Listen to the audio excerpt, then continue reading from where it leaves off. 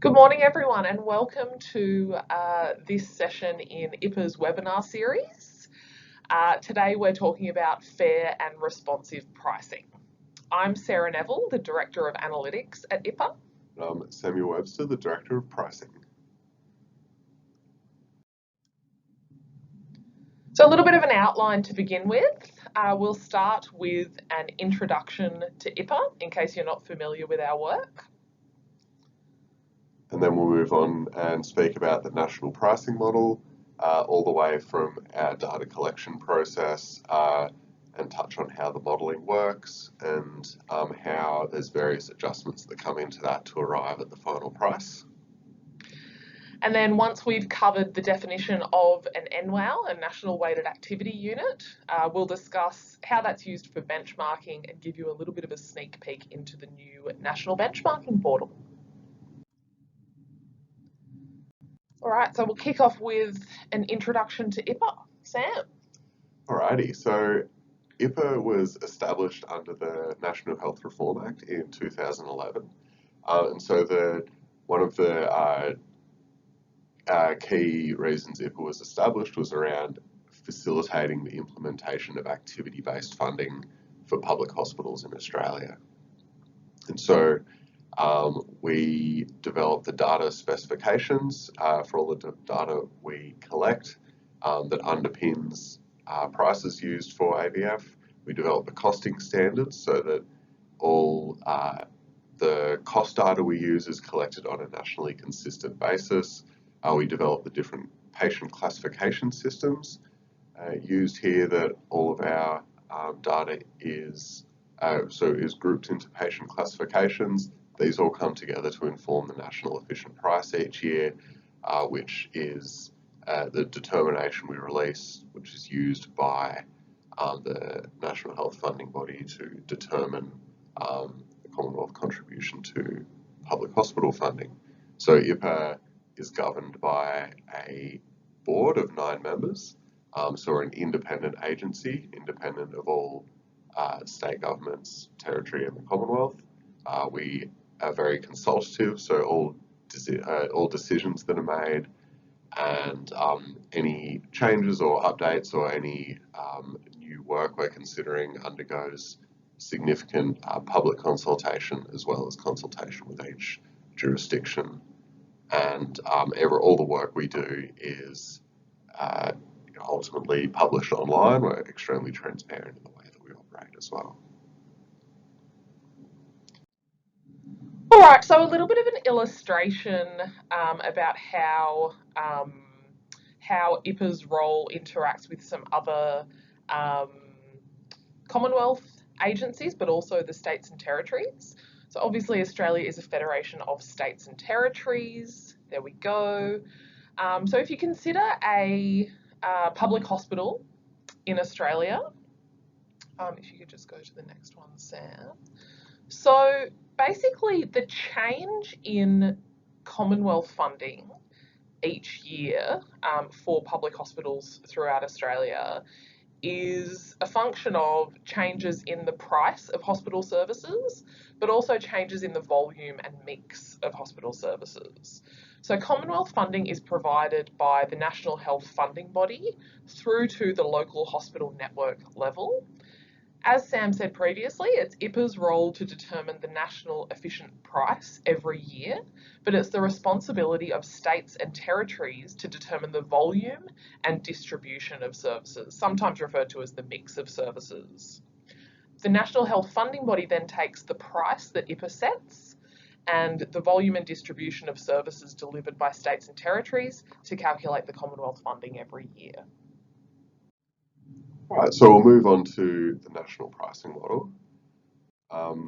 So broadly, the national pricing model is a combination of activity data and cost data, which is collected by IHPA, and patient classification system, which are developed by IHPA. So I'll touch a little bit more on those in the next few slides. These various data sources come together and we can look at them all together to develop a cost profile for public hospital services in Australia.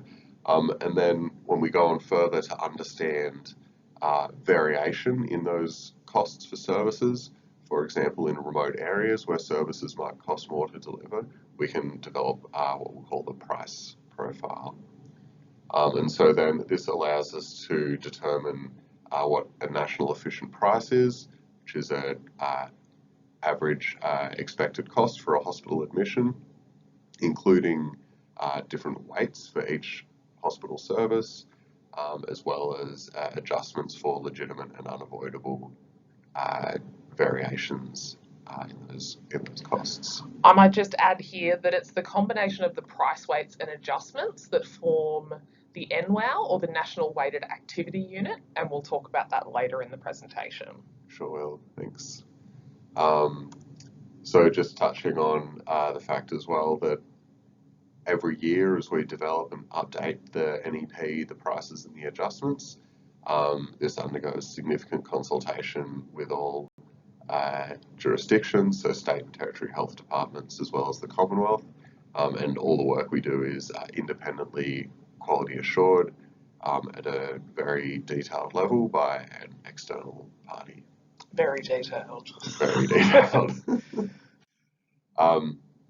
So the activity data collection, so this comes through from hospitals and LHNs to state and territory health departments, and that's collected according to classification systems and coding standards that are developed by IHPA and compiled according to IHPA's dataset specifications. So these three areas combine to form what we'll refer to as the IHPA activity data. And this represents the full population of hospital services delivered in Australian public hospitals.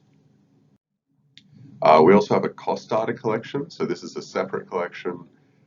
Again, states and territories, or usually at the local hospital network, will at the end of the financial year will undertake a thorough costing process to understand exactly the cost of different services or different components of services in the hospital system. These costs are brought together according to Australian hospital patient costing standards, which are also developed by IHPA. So this ensures these are national standards around decisions made as part of that costing process. And again, these are all compiled in accordance with IHPA's data request specifications for the National Hospital Cost Data Collection, which we call the NHCDC. And the classifications that we use that are applied to these data cover a range of services. From admitted acute uses the Australian Refined Diagnosis Related Groups version 10, and that's in the latest National Efficient Price Determination we released just a few weeks ago in March. Yeah, very fresh. Yeah. Admitted subacute and non-acute care using the Australian National Subacute and Non-Acute Care Patient Classification version 4, or ANSTAP version 4.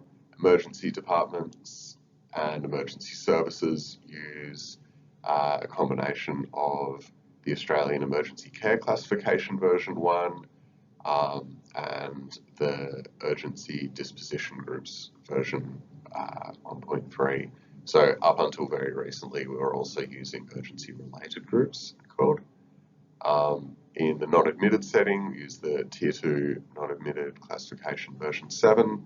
And for the first time ever, for the 22-23 financial year, we've priced admitted mental health care using the Australian Mental Health Care Classification version 1.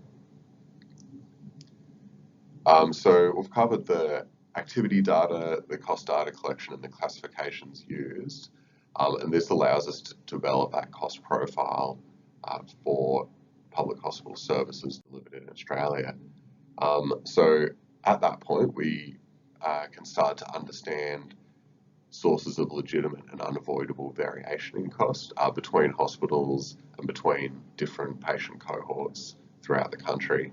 And two key examples of that are Indigenous status and the remoteness. So two things that are crucial when each year as part of our public consultation process, so that's the consultation on the pricing framework for Australian public hospital services. So the one of the key criteria that we look at when we're trying to identify and understand these variations in cost is that we have to be able to identify, the patient cohort, for example, in our data collections. So there are very strict and thorough data standards which are revisited each year. And once we can identify those or that cohort of patients, we can assess whether the price or the cost profile for those patients differs, around the country, for example, and we can impose additional adjustments in the model to ensure that, for example, in remote areas, that the total model cost or the total price delivered in remote areas is balanced with the actual costs recorded there. So this ensures that the extra costs in those areas are recognised by the national pricing model. Yeah, so basically, if there's any legitimate and unavoidable variation that's still there after we've implemented the classifications, we can then have additional adjustments in the price or the NWOW formula for things like Indigenous status and remoteness. Alrighty, so I'll give a quick example of how this comes together to form the National Weighted Activity Unit, which is this is the measure which is published in the National Efficient Price Determination. So broadly, the model, for example, for NEP 22 is based on 2019-20 data. So this is the latest population activity and cost data available during the development phase. And in this data, we might see that in 2019-20, the average cost for a hip replacement was around $18,000, this uncomplicated hip replacement. And we develop what's called the reference cost. So this is the average cost of an admitted acute episode of care in an Australian public hospital. So for 2019-20, that was $5,307.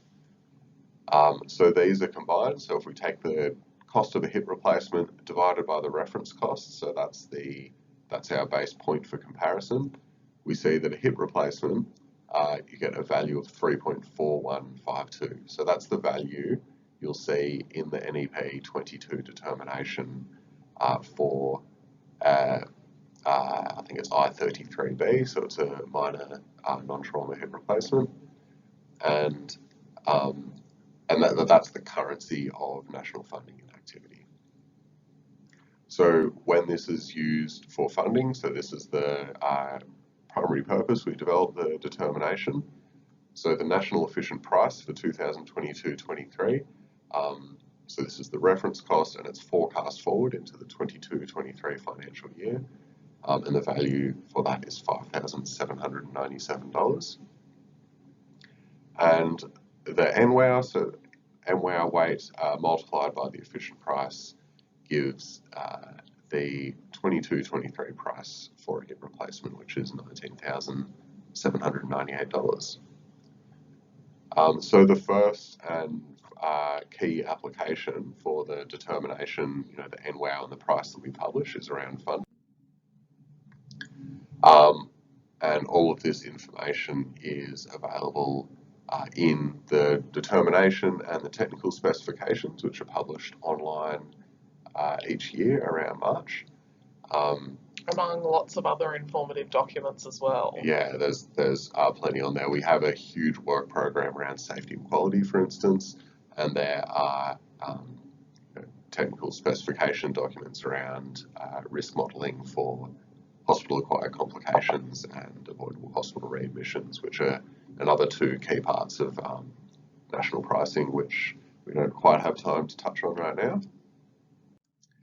So that first application I mentioned around funding, so Here I've got an illustrative example. So here I've picked, say, 2022-23 and 2023-24, some years in the future. This isn't any resemblance to actual data, it's just an illustrative example. So we might see that in 1 year, a particular hospital network might deliver 10,000 NWOW, and in 23-24, they might deliver 10,500 NWOW. So this, you'll recall from that first slide, the Commonwealth funding relies on the growth in activity. So here the growth in NWOW is 500. And in dollars, if we multiply that by the national efficient price, we see that's $2.899 million. And the Commonwealth efficient growth funding is at 45% of that growth. So that's, in this particular case, there'd be $1.304 million in growth funding, as well as a base amount, which is the total previous year funding, which is indexed up to the new year. Yeah, and that 45% Commonwealth growth percentage is specified in the legislation. Yeah, exactly. And apologies for the title of that slide, which says no hack adjustment. That's actually not relevant here. All right, so as we mentioned earlier in the presentation, one of the big sort of pillars or values that IHPA is based on is transparency, and that's where benchmarking comes in. So we've talked about the definition of the NWOW, or the National Weighted Activity Unit.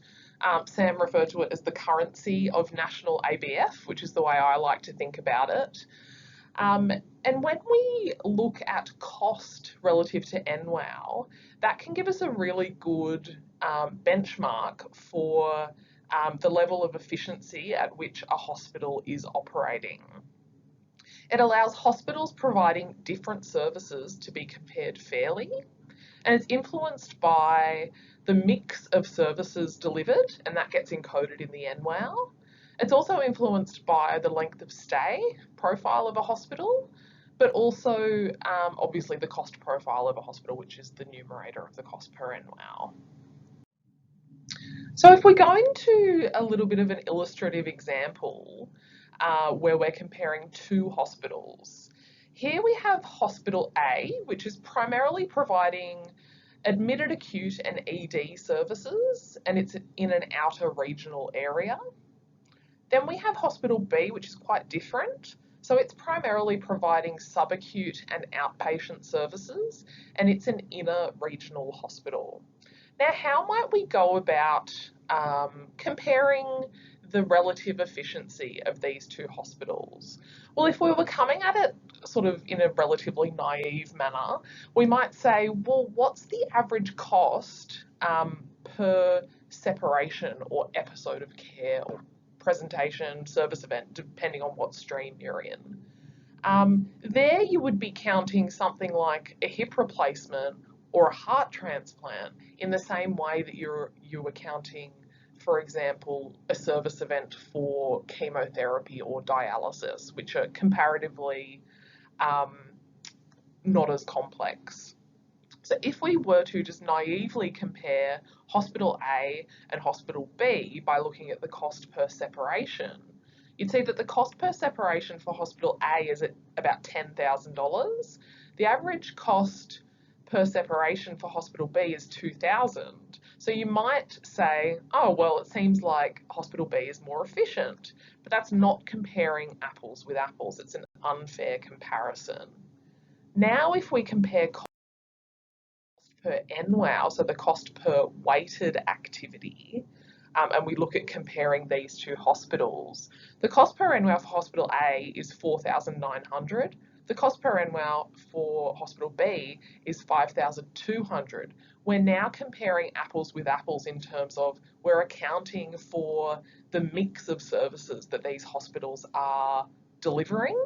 And when we compare on this fairer and more transparent metric of the cost per NWOW, we can see that Hospital A is relatively more efficient than Hospital B. So that gives us a nice segue into the National Benchmarking Portal. Now, IHPA has been, for the past year or so, has been busily developing the new National Benchmarking Portal that's going to be available to the public. So I'm going to take you through a few slides on the new National Benchmarking Portal right now. So a little bit of background first. So we do have an existing national benchmarking portal, and this is hosted by New South Wales Health for IHPA since back in 2016. And the access to that national benchmarking portal is currently controlled by state and territory health departments. So some state and territory health departments pass on that access to public hospital staff quite broadly, and lots of clinicians, finance people, management people in hospitals have access to that in some states and territories. Some states and territories choose to keep the access to the existing national benchmarking portal within their health department. So the Pricing Authority has had the objective to broaden access to the cost and activity data in the National Benchmarking Portal, to make that much broader, to still obviously to people within public hospitals throughout Australia, but also researchers and also the general public. The Pricing Authority has canvassed this aim since the publication of the pricing framework back in 2021. And we've consulted on that quite widely for the last couple of years, but it was in mid last year that we began the development of a new benchmarking portal that will be available to the general public. So, what's this new national benchmarking portal all about? Well, it's a website-based application that provides open access to insights from data collected by IHPA. It allows users to compare cost and activity data from public hospitals around the country, and the first set of dashboards that we're releasing focuses on the cost per NWOW, or the cost per National Weighted Activity Unit. These dashboards are going to be launched very soon, so before the end of April this year, and we'll be doing a formal launch of the National Benchmarking Portal at IHPA's conference in early May. Dashboards on hospital-acquired complications and avoidable hospital readmissions will be developed and released later in 2022.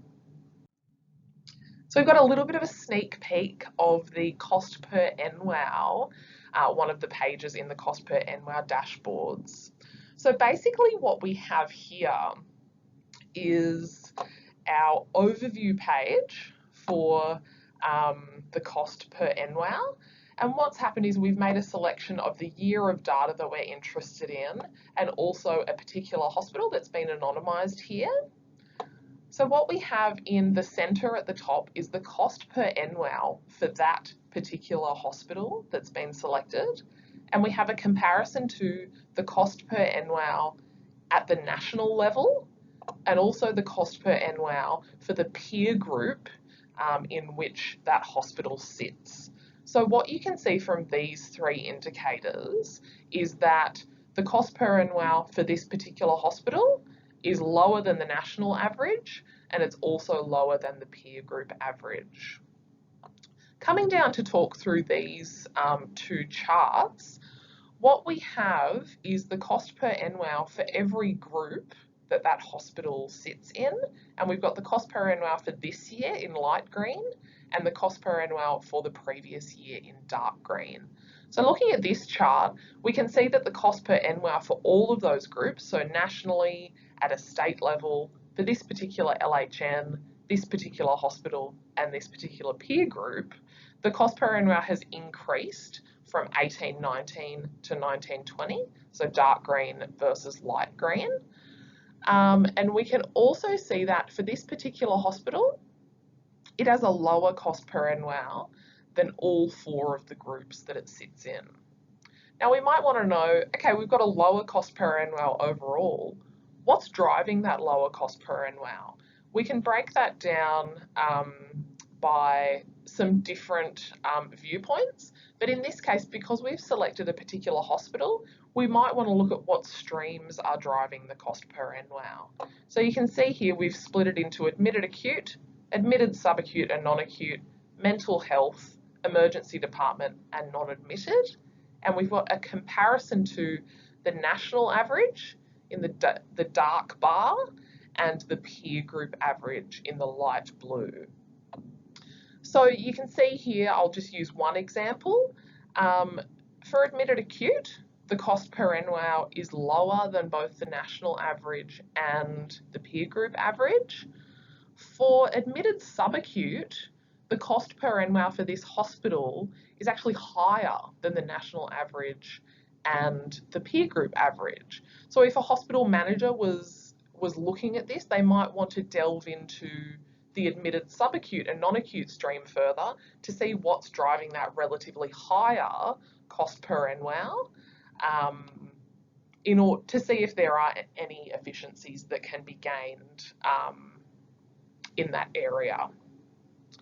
Then off to the right here, we split the cost per NWOW into the cost numerator and the NWOW denominator, and there's a different page in the dashboards to explore what's happening with the cost and what's happening with the NWOW. So that's a little bit of a sneak peek.